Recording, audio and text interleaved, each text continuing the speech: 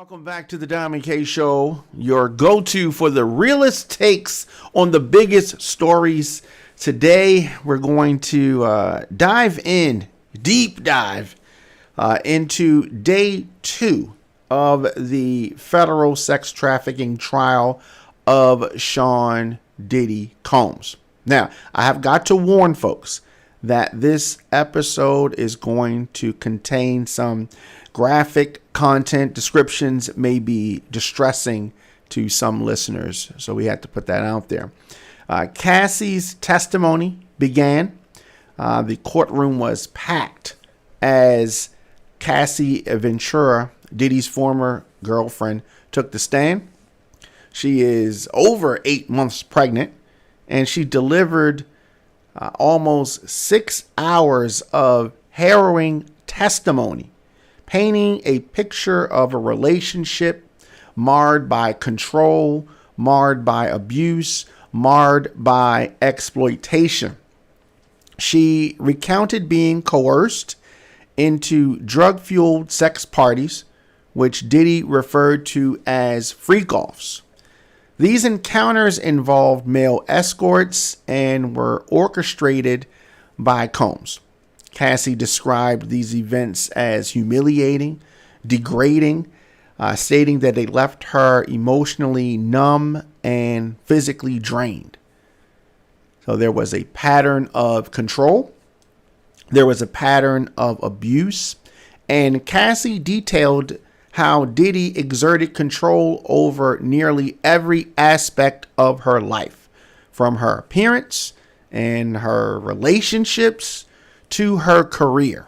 She alleged that he supplied her with drugs to endure these experiences, and that he often punished her by removing her access to communication devices, cell phones, computers, etc. She also testified about enduring physical violence, including being dragged, kicked, and stomped. We saw one of those examples in that infamous videotape from the hotel. And in one instance, Cassie described how Diddy forced her to carry a firearm, which she believed was a scare tactic. So prosecution is painting a picture, and their star witness, Cassie, is aiding in that. There were several disturbing allegations. Among the most disturbing was Cassie's claim that Diddy compelled her to call him Pop Pop. Now, this is the same affectionate name she used for her grandfather, a term she now finds to be disrespectful. She also recounted being forced to engage in sexual activities while she was on her cycle. She talked about being urinated on without consent, she says, and these acts were part of Diddy's efforts to humiliate and control her. The defense and the ongoing proceedings, I want to talk a little bit about that. Now, Diddy has pleaded not guilty to all charges, including the sex trafficking, including the racketeering, conspiracy, and transportation for prostitution. His defense team alleges that past domestic abuse, they acknowledge that, but they argue that the sexual activities were all consensual. The prosecution, however, is building a case that portrays Diddy as the ringleader of a criminal enterprise involving sex trafficking and coercion. Cassie's testimony is central to this narrative, and proceedings are set to continue. So we're going to keep following this. It is something, but I'm going to sum up there for day 2 of the Diddy trial.